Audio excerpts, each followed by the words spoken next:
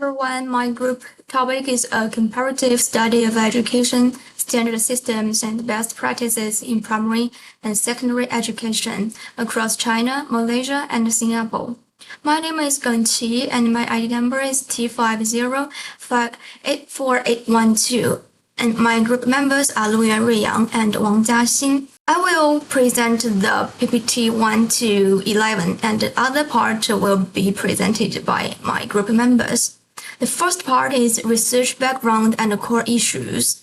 Standardization of basic education is a core measure to ensure school quality and promote balanced development. As representative Asian countries, China, Malaysia, and Singapore demonstrated different development paths of unified policy-driven, multicultural adaptation, and international competitiveness-oriented. And core issues. This study focuses on the core issue of having a framework but imperfect in China's school certification and quality standard system, aiming to provide feasible reference suggestions for Malaysia to optimize its educational standards and best practices through comparative analysis. The core goal is to connect theoretical frameworks with practical implementation to build a localized education quality improvement plan suitable for Malaysia. We clarify the target of study. Our study focuses on the complete kit of education systems in China, Malaysia, and Singapore, covering public and mainstream private educational institutions. To ensure the comprehensiveness and representativeness of our analysis. For China, the focus is on unified standards through urban-rural resource gaps remain. For Singapore, it has a fully integrated, collaborative system with balanced resource use. For Malaysia, a strong framework is in place, but implementation consistency and equity need improvement. With the overall research framework and key findings clear, we now officially enter the first core analytical section of our presentation. Section 1, comparing curricula, assessments, and school accreditation practices. This part is a highly unified policy framework covering two core pillars of its basic education system. First, the curricula standards unified and rigid. It rooted in the core concept of fostering virtue through education. It implements national unified standards for core subjects to guarantee a consistent academic quality baseline nationwide. Its key feature is to solid foundational learning for students, but with limited flexibility for local adjustments. Second, the exam-oriented dual-track assessment system. It follows a dual-track parallel model, combining daily formative assessment with the high-stake summative exams like the high school entrance exam and Gaokao.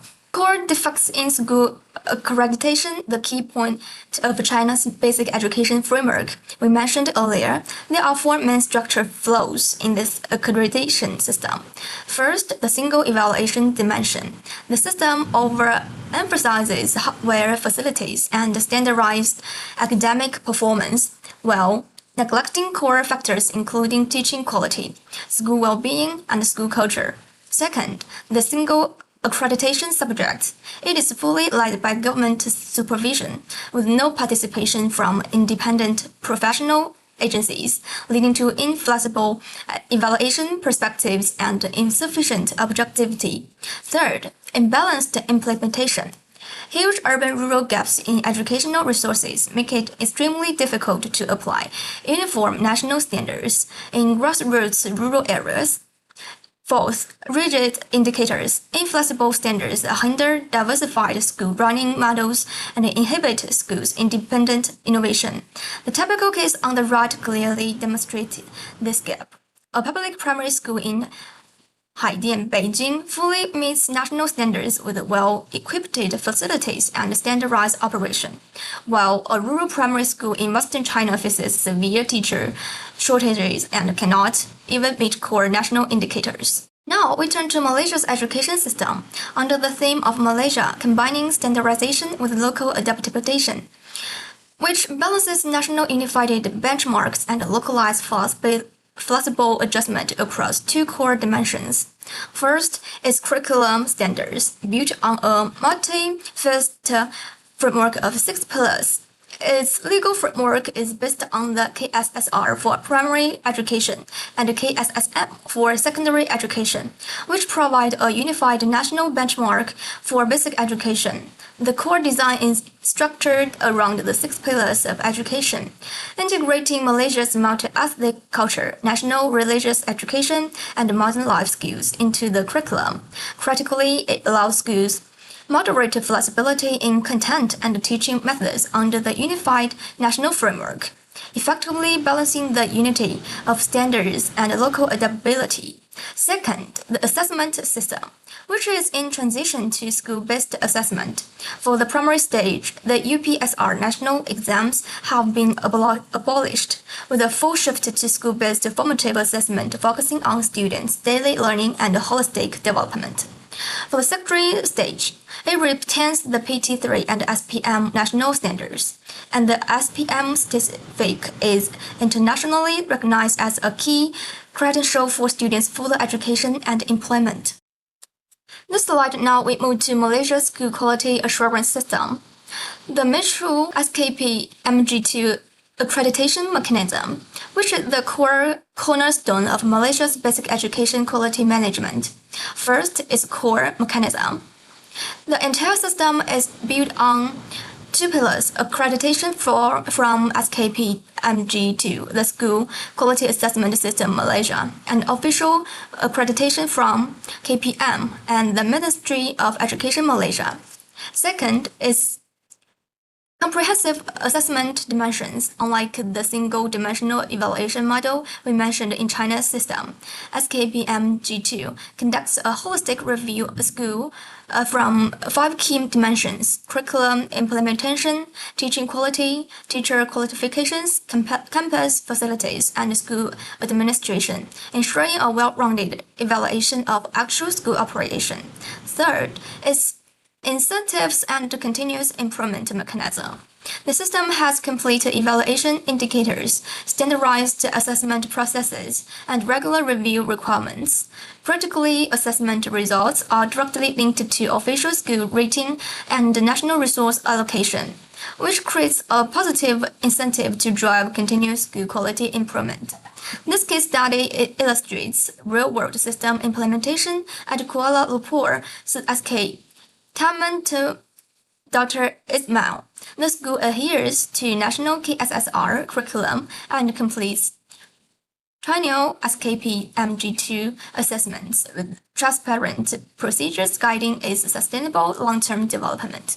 This part focuses on Singapore's education system, a world-class model featuring international integration and balanced development. Rooted in national curriculum standards, it integrates bilingual education, key thinking skills, and character building.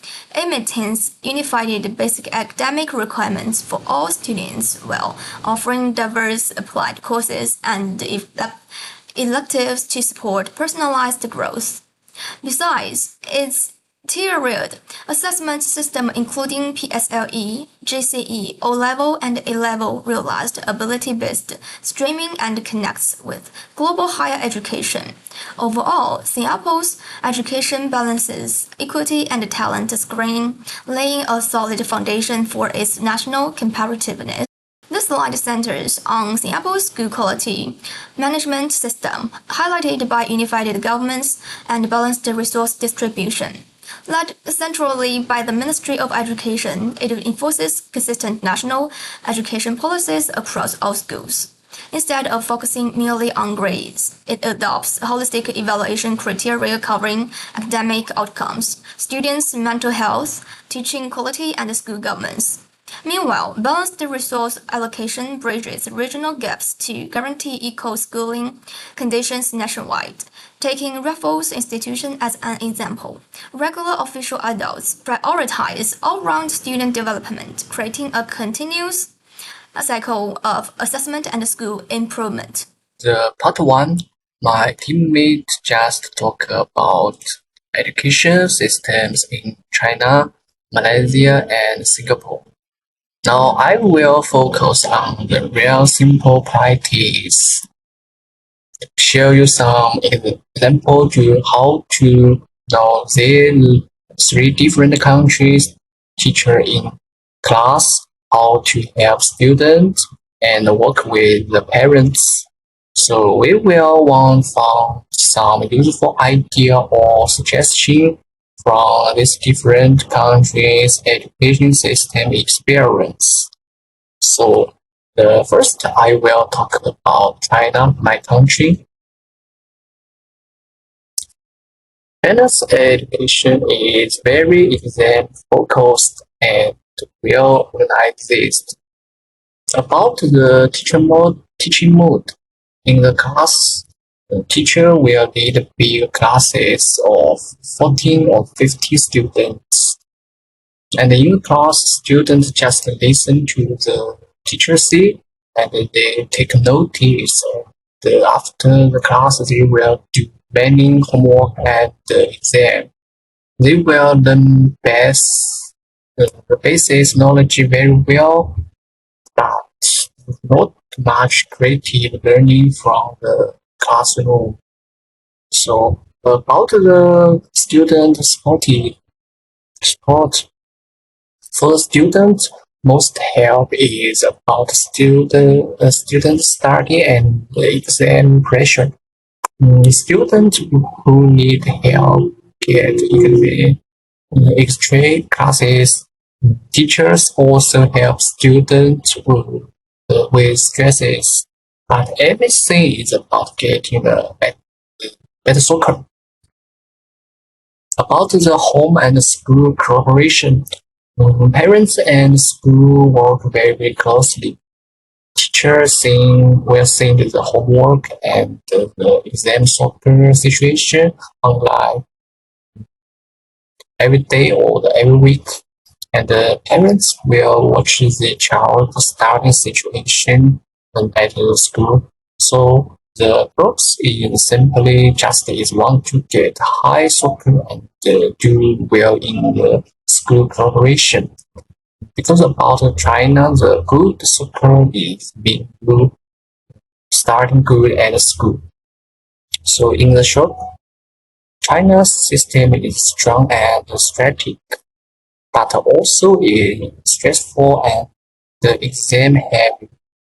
Just like me, when you start senior school 3 years, you will have a lot of homework and many exams. Because in China, if you can get a good soccer with the Gaokao exam, it means you can choose a very good university. In the Chinese, parents they think you just get a good university, you can get a good job in the future. So how about Malaysia, our main topic? Malaysia teaching mode is they in education is changing and improving, but there is a big difference between the cities and the countryside. In the class, city school use the student-centered learning and the projective activities. Students learning by doing that the countryside cannot, because the countryside schools still use the old way because they don't have the enough teachers or the resources. I'm currently studying at the university in Malaysia, and I can feel the very interesting class. Also, we have lots of creative class activities. Teacher will give us some real life problems to think about, and we have to build our own creative and practical thinking to come out with a solution on our own. But they have a new education plan, and I believe it will be better and better. And how about the student support? For the students, Malaysia does a good job help Feminist. The Ramahan Elijah programs it gave free help to the low-income students. It tried to make the education fair for everyone in Malaysia. So the parents and the school work about the home and school cooperation is through a group called PIBG. But this group mostly managing school things and resides monthly. So the city's parents join a lot, but the countryside parents join much less. So about the Malaysia, they have the good plans, but not all the place too well now. So the city's country difference is the biggest problem. I think in the future they need found the balance between the city school or the countryside school. So now we can look at the Singapore. And we will know Singapore is one of the best education system in the world. So about the teaching mood, it is student friendly, fun and well run. So in the class are small class. It's no more than 25 students. Teachers guide students to thinking and working in groups. Students learning by understanding, not just memorizing. So how about the student support? For the students, Singapore gives different help to different students, not by the single way for everyone. It's important things, or we can say is the special things is care about the student who grows, not just guides. So in the Singapore, the home and school cooperation is very important. The parents and school use a special combination called Presenters Gateway to talk easily. So school also can hold the meeting to help the parents and the schools work together better. So about Singapore, the simple put is Singapore's system is far and high quality and very effective in the world. So now we can see the main difference between these three different countries, how the teaching mode, the student supported, or the home school cooperation difference. About China, the keyword is uniform, strong basis, but it is stressful exam, big city country gap. About the Malaysia is keyword is device can changing, but not is equal everywhere, so it need to more balance. About the Singapore, we just can see it's the keyword is high quality, balanced, student centered, and good parents to school the cooperation work. There are learning experience where we can find some good useful suggestion for the Malaysia or China to change the education system. So that's all my part. Thank you for the listening. So now let's welcome Wang Jiaxin, the next teammate for the final summary and the suggestion for you. Thank you. Hi everyone, my name is Wang Jiaxin. We have completed our systematic analysis of the three countries' education frameworks and practical models. Now let's start our part 3. Comprehensive comparison, key takeaways, and optimization suggestion.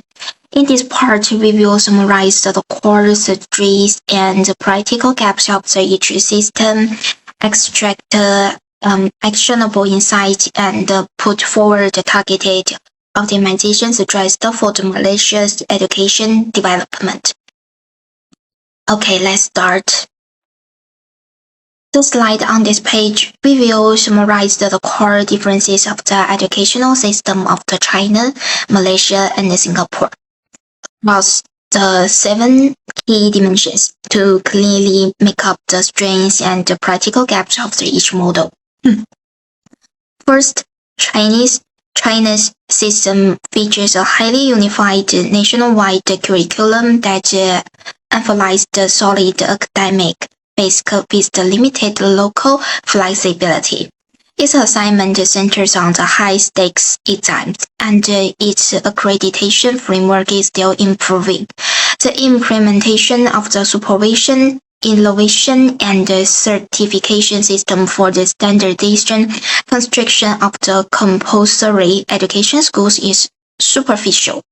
With the persistent urban-rural results, the parties will adopt a teacher-centered systems, provide academic focus on the student support and intention. The exam pressure runs an academic-oriented joint homeschool management model, and it also still faced significant urban and rural equality gaps. Second, let's talk about the Malaysia system. The Malaysia system features a multicultural curriculum. For example, different classes adapting to diverse ethnic needs, and is in moving away from the over-reliance on the exam results, right? Its intact SKP MG2 accreditation is unevenly implemented, with the city schools excelling while rural schools struggle. And there is a urban-rural divide. Urban school use the project based on the lecture, while the rural ones stick to the traditional lectures. Right, they rely more on the teachers. It supports some groups via some different projects, relies on the most administrative engagement, and faces persistent regional and ethnic inequality gaps. The last, Singapore. Singapore's system has a very strictly designed curriculum with the national balance, a tiered assignment system aligned in with the international standards, with a major accreditation system with a highly balanced national results. It used inequality-based small class teaching. Developers praises all-round student support, built a digital homeschool collaboration with aligned education philosophy, and achieves a policy-driving balance of high-quality education resources. Overall, the quality of the education of Singapore is very famous in the world. Next page. This page we will present the target actionable optimization suggested for Malaysia. Based on the comparative analysis we just completed, we divided into the 2 core directions. First, optimizing the school accreditation and the quality system. The first point, enrich evaluation dimensions.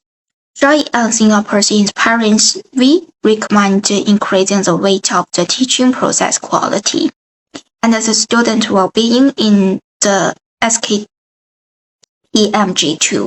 framework, while reducing over-reliance on the exam scores. And the second point, introduce third-party certification. Engaging independent professional agencies can enhance the objectivity of the evaluation and reduce conflict of the interest in the government-led assessments. The third is the stringent balanced implementation. Increasing fundings and teachers subsidized for the rural schools will help to ensure fair distribution of the quality resources and the uniform implementation of the national standards. Second, improving assignment and teaching process. The first one is optimize the assignment system. We will encourage the Malaysia to reduce the weight of the SPM exam, while expanding classroom performance and project-based assignment, and designing inclusive programs and capture to device student changes. And next, we will promote teaching transformation, strengthen rural teaching training, and introduce inquiry-based learning model will help narrow the persistent urban and rural gaps, and driving collaborative innovation nationwide. And then the second point strengthens the teacher professional development, drawing directly on the Singapore's experience. This focus on the improving teachers' quality comprehensively from the international aspects to the long-term development, rising enter the three holes and implementing strict qualified reviews and ensure quality from the source. Optimizing salary structure to enhance the professional attractiveness and stability, and establish a regular, high-quality professional development system focused on the classroom assessment and interactive teaching capabilities to build a teaching force adaptable to modern education. Second, deep the student support and homeschool collaboration with the three key actions. First, promote inclusive support system. Replicate the traditional model nationwide to expand after-school tutoring, encourage prioritizing results for the low-income families and the rural disadvantaged students. The second is build a digital homeschool platform. Development a unified national homeschool app. Provide workshops for the rural parents to build bridge the digital divide. The second is enhance the holistic student support. Improve student support system with a career guidance and counseling models for differentiated growth plans. Okay, next we will talk about our results conclusion, summarizing the core takeaways from our three countries analysis. First, for China, its unified policy standards have effectively consolidated the national baseline of the academic quality, laying a foundational framework for the educational inequality. However, it faced key implementation gaps, including the lack of the sound, credibly third-party school certification system, and the persistent urban-rural disparities in the result distribution and policy execution. Second, for Singapore, it has successfully built a highly system-linked curriculum, standards assessment, certification, and results allocation. It balanced results distribution across all schools and deep alignment with the international education standards make it a global benchmark for the education governance and quality assurance. Third, for Malaysia, it has established an inclusive framework, balance local adaptability with the national standards, excelling in the multicultural integration. Still, urban-rural resource gap remain a pressing challenge, and the potential for the pedagogical innovation across the system has yet to be fully realized. Based on three findings, our key recommendation is for Malaysia is adopt a global and local system. Learn some Singapore's experience in the multi-dimensional evolution and the digital homeschool collaboration.